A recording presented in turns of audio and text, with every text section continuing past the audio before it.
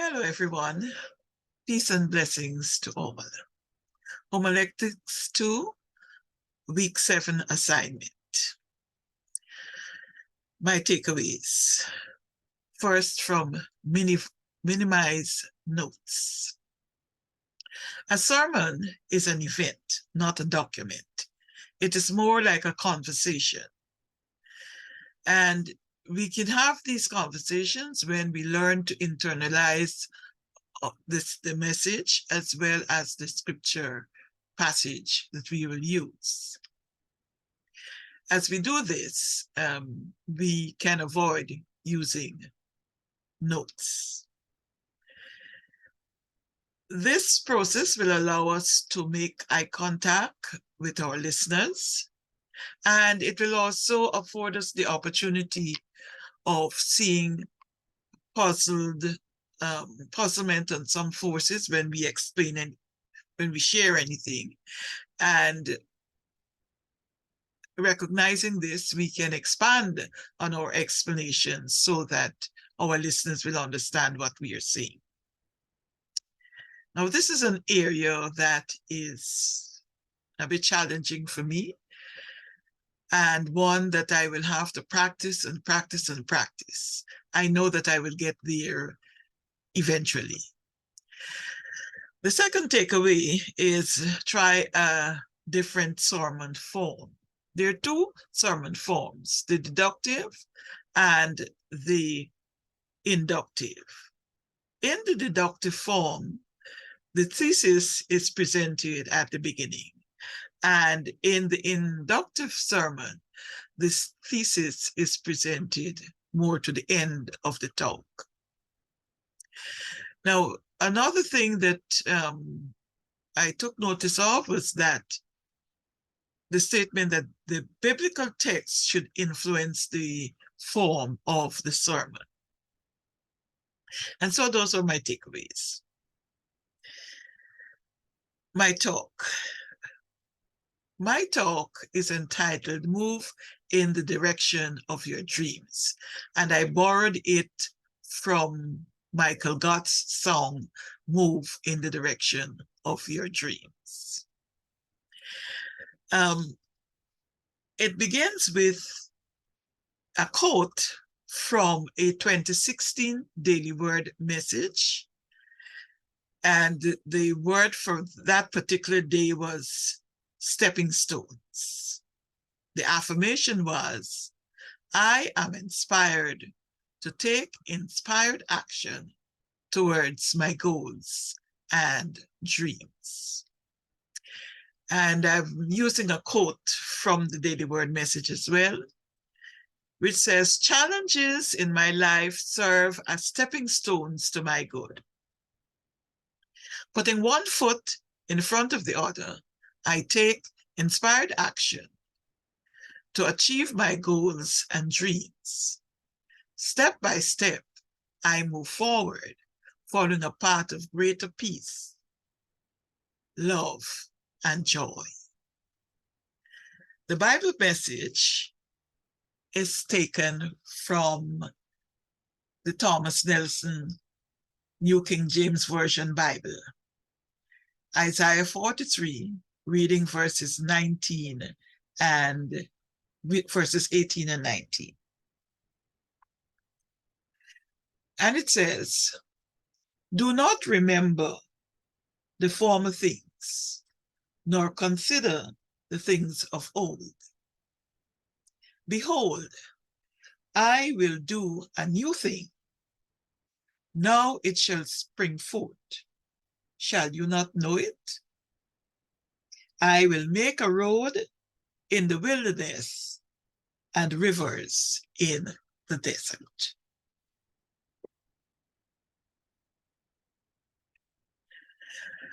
The metaphysical meaning of Isaiah. Metaphysically, Isaiah represents our Christ nature. It is the understanding that spirit is the source of all good, and that we can experience or demonstrate that good when we move through the purification process when we are open, receptive, and responsive to the guidance we receive from Spirit, when we live in the consciousness or the conscious realization that there is only one presence and one power in our lives, God, the good. Now, the first stepping stone, or the first stone that I had to overcome, about 1 year ago, I experienced a series of crucifixions and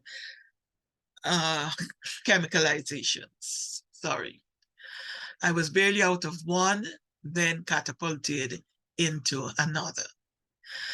At first, I did not understand what was happening, even though I had a sense that I was I was about to go through some life-changing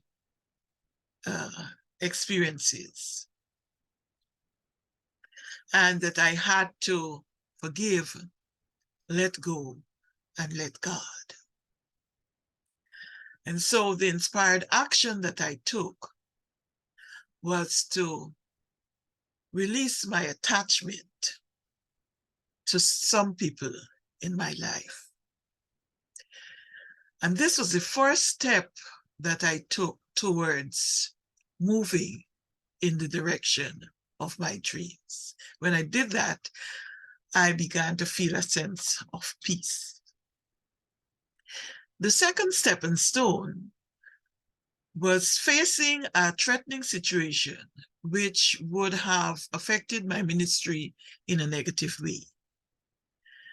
I decided when I was confronted with it that I was not going to talk about it. And so by doing that, I wouldn't give it more power. But instead, I began a prayer treatment for the situation. Through that treatment, I received guidance through scripture passages. And as I studied the metaphysical meaning of those passages, a whole world of revelations opened up to me. I learned about the root cause of the situation. And I realized that this was something that I needed to get the others involved so that we can pray about it and so heal the root cause of the situation. The third stepping stone, I was challenged by Spirit to give up possession of a piece of property. I struggled with this for a while. But then, as I began to use the statement, Christ in me now frees me from all attachments to people, places, and things of the past or present, the light dawned, and I released. As a result of letting go of my attachment to this property, the way opened up for me to begin creating something that is much bigger than I am. Something which will benefit a larger community. Now, getting back to our scripture passage, the only way we can stop remembering the things of the past is to go through the purification process. Forgive, release, let go, let God. Then the new thing which God has in store for us will spring forth. Right now, I feel like a pregnant woman who is waiting on her time to deliver a new life into the world. Now, just about the time when I came to the realization of what I had to do, I was introduced to Michael Gott's song, Move in the Direction of Your Dreams. And so I'm going to share with you the lyrics of that song. It begins with a question.